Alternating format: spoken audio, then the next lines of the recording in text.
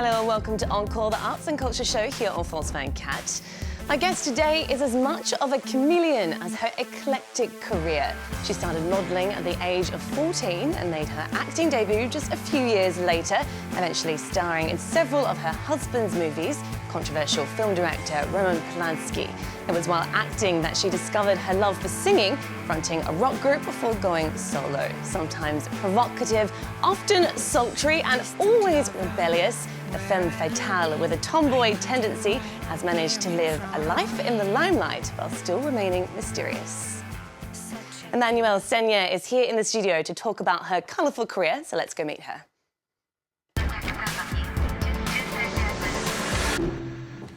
Emmanuelle, welcome to the show. Thanks so much for joining us. Thank you. You've just released your third album. It's called Distant Lover.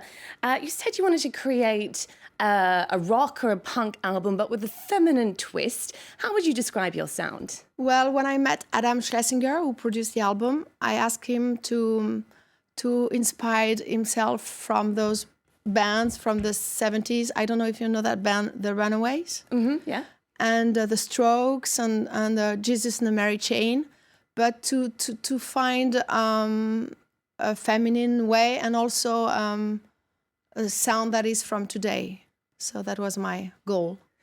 You just mentioned there a few of your influences. You actually recorded this album in New York. In New York, yeah. And you sing in English. Yes. Was it necessary to record in New York? Well, he has a studio in New York and he lives there, so it was easier. It wasn't anything to do with the fact that you find those types of American rock bands such an influence on your music?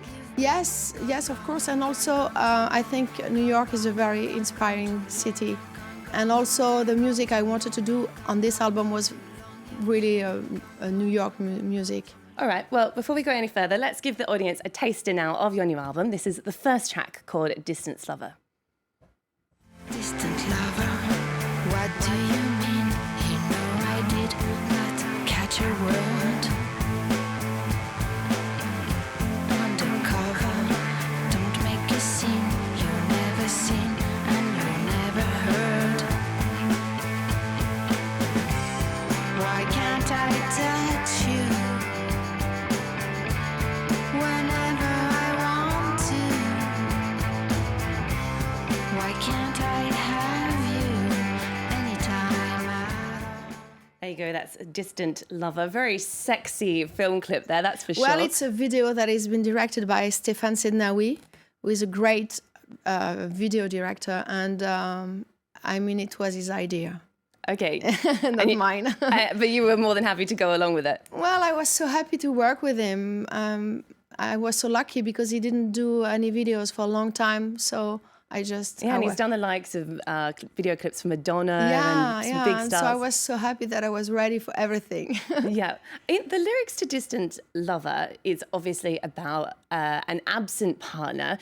Where do you get the inspiration from your music from? Is this a reference to your husband, Roman Polanski? No, not No, I mean, the lyrics, it's not that I don't care, you know, but in English, everything sounds good. Like you say, I love you, baby, ha, ha, ha, and it sounds good.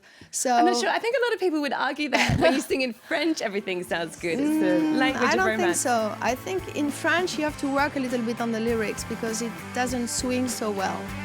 It's my opinion. It's interesting because you have sung before in French. And yeah, I did one album in French, so I did more like pop music, and I realized it's not exactly my thing.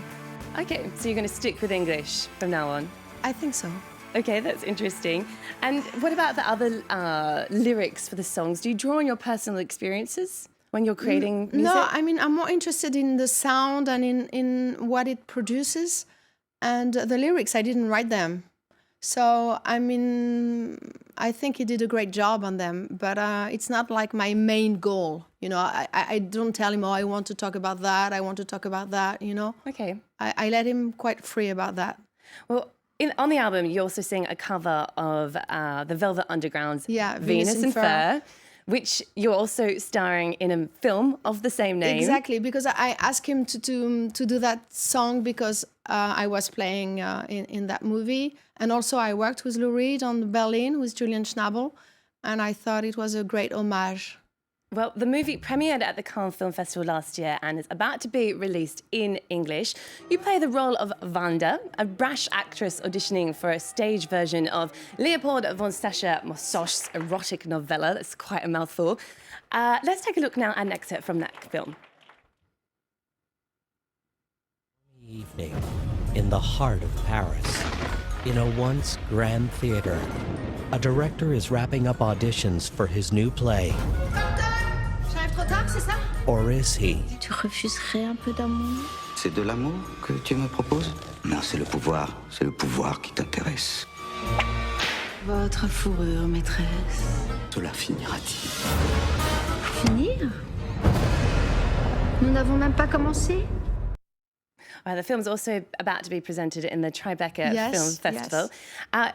As you can see there, the character that you play kind of morphs from perhaps a ditzy kind of character, which comes across at first, to a dominatrix by the end. Do you enjoy playing these types of roles, these kinds of women? Well, it's not a question of playing this type of woman. It's a great role because I have a lot to do. I arrive and I'm like a vulgar actress, and then slowly I become more and more sophisticated.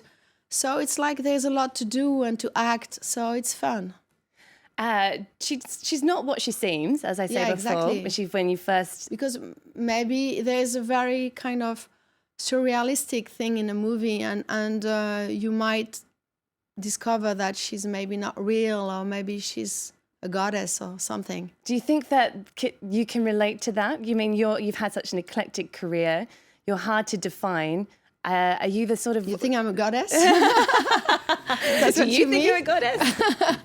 No, I mean, no, it's How just do you know where the acting ends? I just have fun playing and doing it. The You know, I truth don't begins. think too much when I do it. I just do it, and I do as best as, how do you say, as best as I can. Yeah, all right. Well, your co-star in the film, Mathieu Amalric, Yeah. who you've worked with before in the film The Diving Bell and the Butterfly, says you were what drove Roman to make this film. Let's take a listen to what he had to say. Il a envie de filmer. He wants to film the woman that he loves. Pour la première fois, il fait un film. So for the first time, he's made a film in French for Emmanuelle. C'est ça. That's what drives the man behind the camera. Derrière If la that caméra. didn't S'il y a exist, pas ça, there wouldn't be a film. Il n'y a pas de film. So, as you just heard there, he says that Roman's love for you is what inspired him to cast you in this film and what inspired him to make this film. You've spoken before about your love for your husband and how strong it is, but it's certainly been through some tough and testing times, namely when he was arrested a few years ago over an alleged sexual assault back in the States many decades ago. How did you get through that period? Well, it was a very difficult period for my family, for me, for my children, for my husband, for everybody. So it's like not very positive and fun for me to talk about it. But it was a very hard moment. But everybody has his moments in life. So I guess I went through it, and here I am, you know. Does it make it stronger? And when you're working together on a film like this, does it affect the relationship? No, I don't think so. I mean, it's, of course, everything that you go through makes you stronger and makes you more a human person. So I think as an artist, the more you have inside, the more you grow and the better you become. So I would say that. But it was really great. And we were looking for a subject to do together for a long time. And when we found that piece, you know, that play from David Ives, we were very happy, and we just did it, you know, and I think it's a great movie. That film itself centers around power games between director and actress. What was your rapport like with Roman in that film? RuPaul, what is it, RuPaul? Your relationship with him? Oh, it was great. I mean, it's great to work with a great director, you know. There are not so many on the planet. So when you're lucky enough to do a great movie with a great director, you're very happy, and it was fun. And Mathieu is a fantastic actor, so we really had fun, and we didn't think too much. You know, it was like pleasure. So you had so much fun. Do you Yeah. think that you A lot or of do you have- work, a lot of work. Of course, as Because we always. shot it in 27 days, a lot of work, but a lot of it was very exciting. Do you have any plans to make any more films with Roman? With Roman? Not for the moment. He's doing now a movie, but there is like no role for female.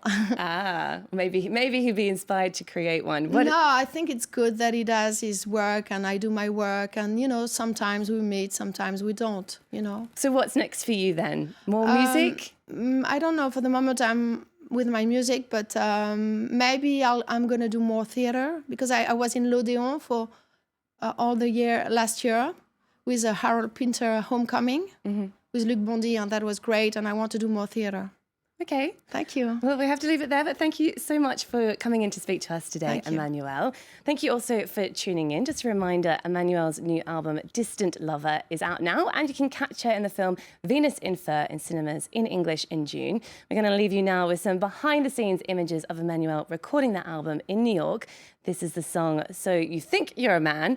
Enjoy and see you for more culture soon.